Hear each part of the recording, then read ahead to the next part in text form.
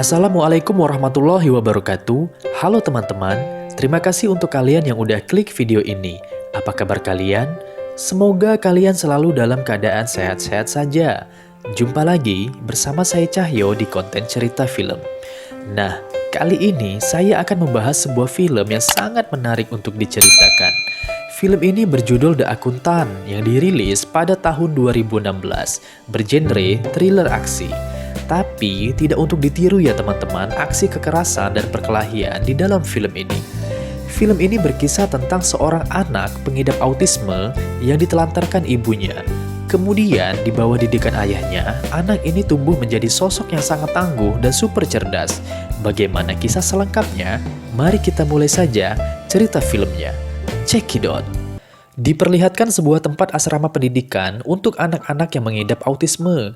Anak ini bernama Wolf yang merupakan tokoh utama kita sewaktu kecil, dan Wolf mengidap autisme.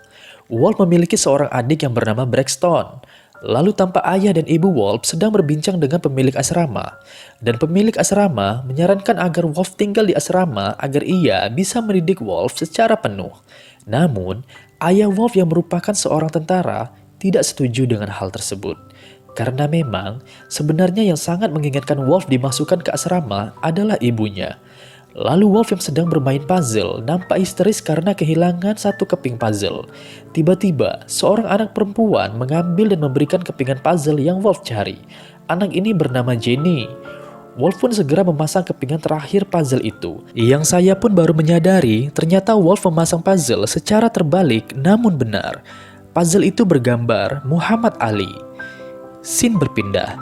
Ternyata karena Wolf yang tidak jadi masuk asrama, ibunya pun memutuskan untuk pergi dari rumah. Ibunya tak mau lagi merawat Wolf. Sangat sedih memang ketika seorang ibu tega meninggalkan anak dan keluarganya, apapun alasannya. Tentu saja Wolf yang sangat mencintai ibunya tak ingin ibunya pergi. Sedangkan Braxton hanya bisa pasrah dan timbul rasa benci kepada ibunya. Wolf mengamuk sejadi-jadinya hingga pintu yang ia tendang pun jebol. Ayahnya berusaha menenangkan Wolf dan memeluk Wolf dengan penuh rasa sedih di hati. Waktu pun berlalu. Saat ayah Wolf bertugas ke Indonesia, bisa kalian lihat di korannya bertuliskan Jakarta. Ayah Wolf menyewa pelatih bela diri untuk mengajari Wolf dan Braxton seni bela diri pencak silat.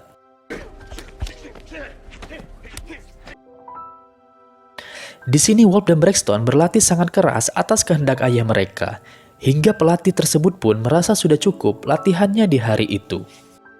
Namun, ayah Wolf tetap saja memaksa untuk melanjutkan latihannya.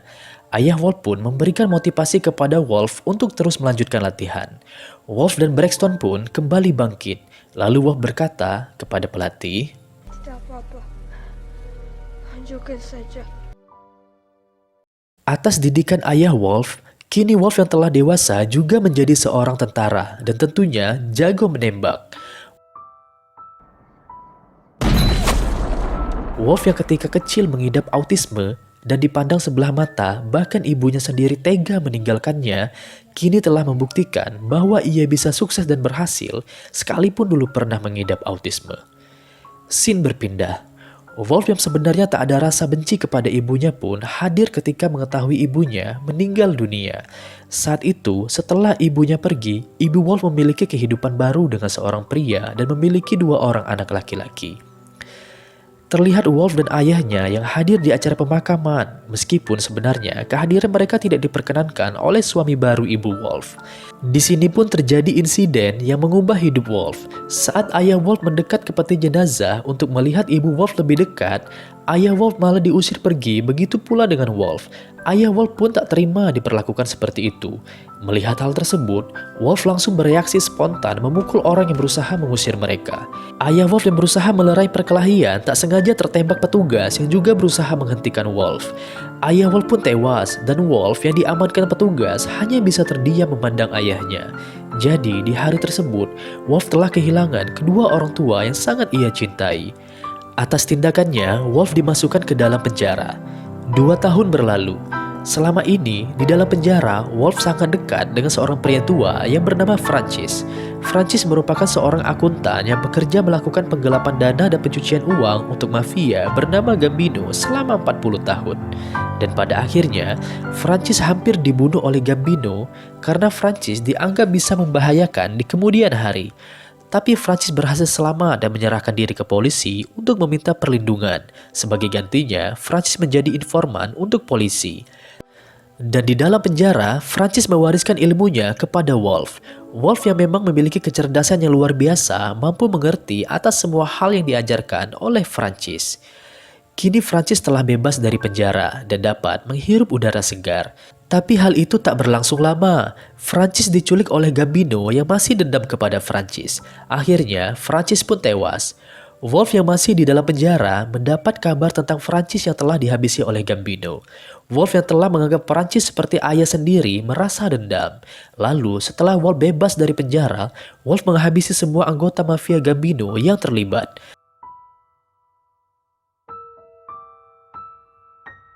Setelah kejadian ini, selama 10 tahun, Wolf berpindah-pindah tempat dan menyembunyikan identitas dirinya. Kini, Wolf menjadi seorang akuntan dan membuka kantor sendiri yang bernama ZZZ Accounting. Di kantornya, Wolf membantu orang-orang yang memiliki kesulitan dalam perencanaan keuangan. Karena hal ini, Wolf pun menjadi dekat dengan orang-orang yang dibantunya, seperti opa dan oma ini yang menawarkan Wolf untuk berkunjung ke rumah mereka. Namun, di balik kehidupan Wolf yang tampak biasa dan baik-baik saja, ternyata Wolf bukanlah seorang akuntan biasa. Entah karena terpengaruh atau terinspirasi, Wolf benar-benar menerapkan ilmu yang diwarisi Francis kepadanya. Sudah 5 tahun belakangan ini, Wolf juga menerima pekerjaan dari mafia-mafia di berbagai negara dalam hal menemukan kekeliruan atau kehilangan uang hasil kejahatan mafia tersebut yang terkadang digelapkan oleh anggota mafia itu sendiri. Wolf memiliki tempat rahasia di sebuah komplek pergudangan. Di sini Wolf menyimpan sebuah trailer yang berisi perlengkapan senjata untuk melindungi dirinya dari mafia yang mungkin saja sewaktu-waktu akan menghabisinya. Di sini juga Wolf menyimpan semua uangnya karena Wolf sama sekali tak membuka rekening di bank dari kerjanya untuk mafia. Wolf tak hanya menerima uang, tapi juga menerima benda-benda unik dan lukisan langka sebagai bentuk pembayaran. Tentu saja, dalam melakukan aksinya, Wolf tidak sendiri. Wolf dibantu seorang hacker yang mampu meretas data-data di pemerintahan, sehingga identitas Wolf tetap aman dan hacker ini adalah Jenny, gadis kecil yang dulu pernah Wolf jumpai di asrama, dan ternyata mereka bersahabat hingga sekarang. Kemudian, melalui sambungan telepon, Jenny memberitahu Wolf bahwa ada pembicaraan di chat online sedang mencari Wolf yang sepertinya pihak kepolisian mulai curiga dengan gerak-gerik Wolf. Untuk itu, Jenny menyarankan Wolf untuk saat ini mengambil pekerjaan dari klien yang bukan mafia, yaitu seorang pengusaha bernama Lamar. Lamar memiliki perusahaan yang bergerak di bidang robotik. Keesokan harinya, Wolf datang ke perusahaan Lamar bernama Living Robotic. Di sini Wolf bertemu dengan 2 rekan Lamar yang bernama Rita dan Ed. Dan yang meminta Wolf untuk memeriksa dan mengaudit keuangan di Living Robotic adalah Rita, karena diduga telah terjadi kebocoran atau penggelapan uang di Living Robotic. Di sini, terlihat Ed nampak tidak suka. Lalu Wolf meminta pembukuan dari 15 tahun terakhir untuk ia periksa. Setelah itu, Wolf bertemu dengan Lamar dan mereka sedikit berbincang. Pada keesokan harinya, Wolf yang akan memulai pekerjaannya bertemu dengan Dana yang merupakan akuntan di Living Robotic. Dana lah yang awalnya menemukan tanda-tanda kebocoran keuangan di Living Robotic. Dana memberikan semua berkas pembukuan selama 15 tahun terakhir untuk diperiksa Wolf. Dana menawarkan bantuan, namun Wolf menolaknya dan akan memeriksa sendiri. Saat istirahat di siang hari, Wolf dan Dana mulai tampak akrab. Setelah itu, Wolf kembali melanjutkan pekerjaannya dan mulai mengerahkan seluruh kemampuannya sebagai seorang akuntan. Bisa dibilang, Wolf memiliki kemampuan matematika superior dan analisa tingkat tinggi.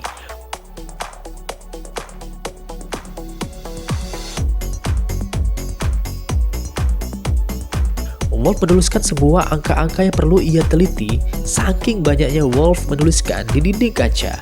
Wolf bekerja lembur sampai larut malam hingga pagi.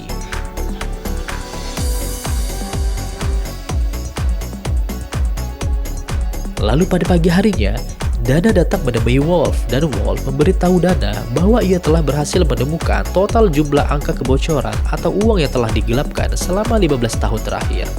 Tentunya, Dana merasa takjub karena Wolf mampu memeriksa pembukuan selama 15 tahun hanya dalam semalam. Kemudian muncul Rita. Wolf memberitahukan uang yang telah digelapkan selama 15 tahun terakhir sebesar 61.679.000 dolar, bila dirupiahkan sekitar lebih dari 800 miliar. Lalu, Rita menanyakan kira-kira siapa pelakunya menurut tebakan Wolf.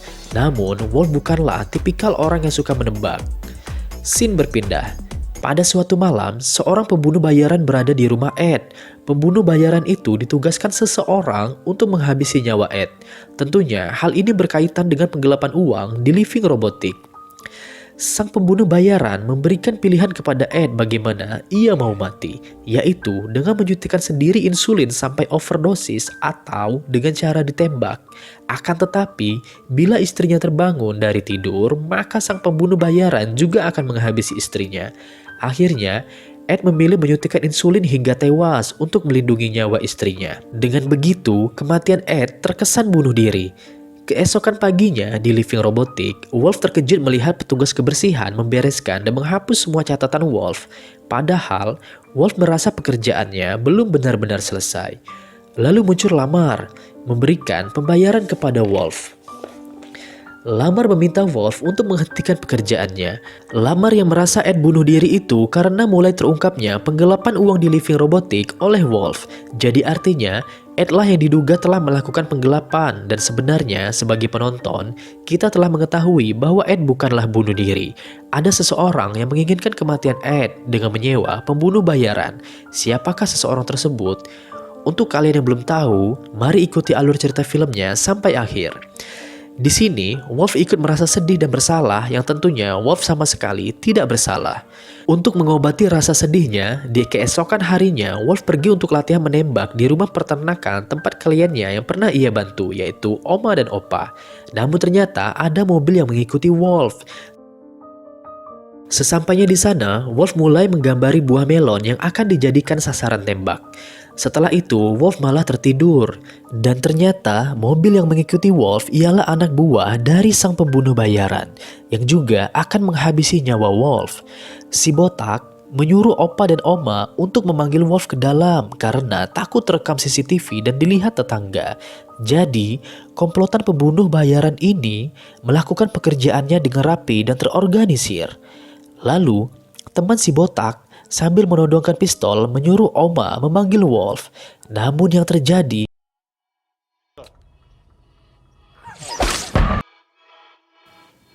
teman si botak tewas ditembak Wolf dari jarak jauh.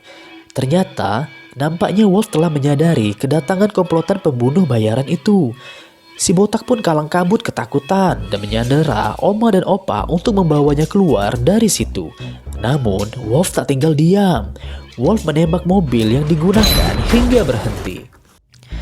Lalu terjadilah duel antara Wolf dan si botak. Di sini, Wolf menunjukkan keahlian bela diri pencaksilat yang ia pelajari di Indonesia. Si botak mengeluarkan pisau, dan Wolf mengeluarkan ikat pinggangnya lalu menyabet si botak. Si botak menyerang Wolf, namun Wolf berhasil menghindar, kemudian menghajar si botak habis-habisan. Di sini, si botak memberitahu Wolf bahwa komplotan mereka juga ditugaskan untuk menghabisi nyawa Dana. Jadi memang hal ini berkaitan dengan penggelapan uang di Living Robotics. Di sini si botak pun tewas. Lalu, Wolf berpamitan dengan Oma dan Opa untuk segera menyelamatkan nyawa Dana. Benar saja, anak buah sang pembunuh bayaran telah sampai di apartemen Dana. Syukurnya, Wolf tiba tepat waktunya dan berhasil menyelamatkan Dana. Kemudian, Wolf mengajak Dana ke tempat rahasianya. Di sini Wolf memberitahu Dana ada seseorang dari Living Robotics yang ingin mereka mati. Dan Wolf mendapat informasi dari Jenny bahwa uang yang digelapkan telah dikembalikan lagi ke akun rekening Living Robotics. Wolf menyuruh Dana menunggu di luar trailer. Karena penasaran, Dana pun masuk. Dana terkejut melihat semua senjata yang dimiliki Wolf, dan Dana tambah terkejut lagi ketika melihat uang cash, emas batangan, koin emas, dan koleksi komik superhero yang dimiliki oleh Wolf. Lalu Wolf menegur Dana, dan Dana bertanya kepada Wolf siapa ia sebenarnya. Lalu Wolf mengajak Dana pergi dan membawa Dana ke sebuah hotel mewah untuk bersembunyi dari komplotan pembunuh bayaran. Di hotel inilah, Wolf menceritakan semuanya kepada Dana tentang siapa dirinya. Di sini pun Dana tampak jatuh cinta kepada Wolf.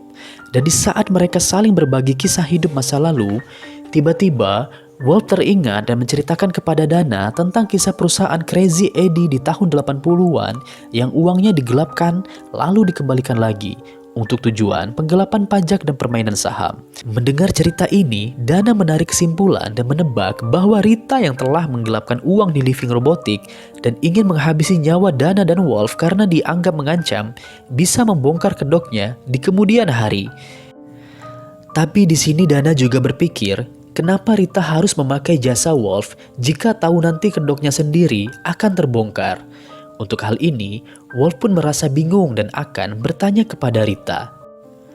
Wolf pun pergi ke rumah Rita. Sesampainya di sana, Wolf melihat seseorang yang tak tampak jelas wajahnya baru saja keluar dari rumah Rita.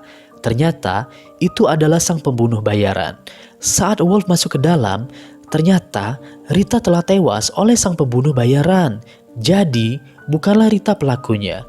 Disinilah Wolf baru berani menebak dan menarik kesimpulan bahwa pelaku sebenarnya adalah Lamar, pemilik dari Living Robotic. Motifnya sama dengan kisah perusahaan Crazy Eddie menggelapkan uang di perusahaan sendiri untuk penggelapan pajak dan permainan saham. Setelah itu di pagi harinya, Wolf kembali ke hotel. Wolf memandangi wajah Dana yang sedang tertidur pulas. Wolf merasa kasihan kepada Dana bila nyawa Dana harus terus-terusan terancam. Untuk itu, Wolf berpikir akan menghabisi Lamar. Sebelum pergi, Wolf menuliskan pesan untuk Dana yang isinya, "Dana, kau pantas mendapatkan yang lebih baik." Wolf pun segera datang ke rumah Lamar dan ternyata rumah Lamar telah dijaga ketat oleh komplotan sang pembunuh bayaran. Meski begitu, Wolf tak gentar dan mulai menembak.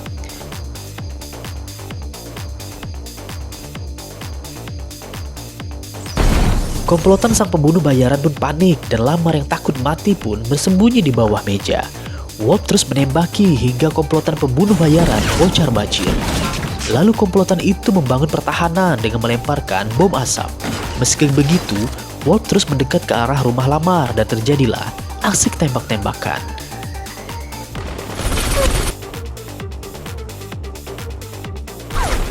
Wolf sempat terpojok karena kehabisan peluru. Syukurnya, Wolf mendapatkan peluru dari penjaga yang telah tewas. Lalu Wolf menembaki penjaga yang memburunya. Tampak di dalam rumah, Lamar dan sang pembunuh bayaran panik melihat semua penjaga di luar telah tewas. Akhirnya, Wolf berhasil masuk ke dalam melalui lantai atas. Ternyata, seorang penjaga mengetahui keberadaan Wolf. Mereka pun berkelahi dan terjatuh. Wolf yang wajahnya terekspos jelas di CCTV membuat sang pembunuh bayaran sangat terkejut. Disinilah terungkap bahwa ternyata sang pembunuh bayaran adalah Braxton, adiknya Wolf. Braxton yang kini telah mengetahui kalau itu adalah kakaknya, segera menghentikan anak buahnya yang akan menembak Wolf.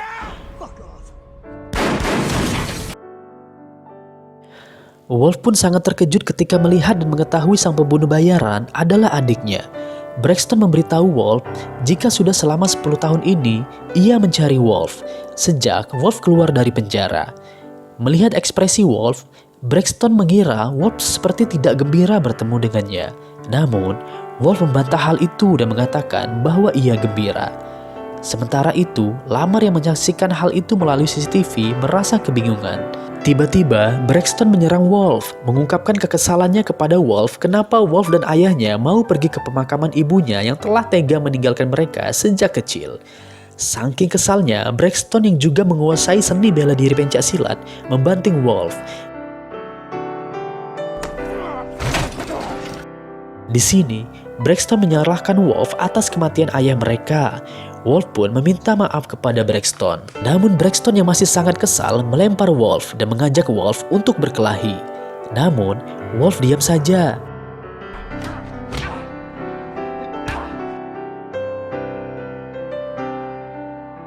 Hingga akhirnya, emosi Wolf pun terpancing dan membalas serangan Braxton.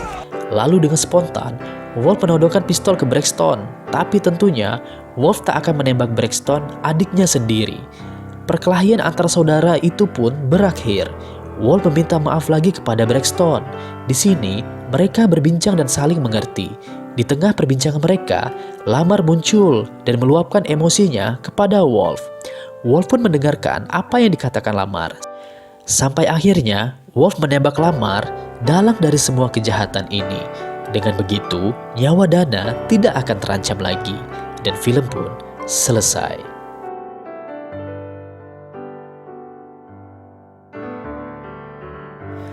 Oke teman-teman, bagaimana menurut kalian film ini? Sangat seru bukan? Banyak hal atau pelajaran yang bisa kita ambil dari film ini tentang bagaimana seharusnya kita bersikap dan tidak boleh memandang rendah siapapun, termasuk kepada anak yang mengidap autisme. Karena di balik kekurangan seseorang tentunya akan selalu ada kelebihan yang dimiliki. Terlepas dari aksi kejahatan dan kekerasan di film ini, sosok Wolf benar-benar mengagumkan. Wolf dapat berubah dari anak pengidap autisme menjadi sosok yang sangat tangguh dan super cerdas. Adapun hal atau pelajaran lainnya di film ini, kita jangan mau diperbudak harta dan kekuasaan seperti Lamar yang sampai tega menghabisi nyawa orang yang tak bersalah. Tentunya masih ada lagi pelajaran lainnya yang mungkin kalian mau menuliskannya di kolom komentar, atau kalian memiliki sudut pandang sendiri tentang film ini, juga boleh di-share di kolom komentar.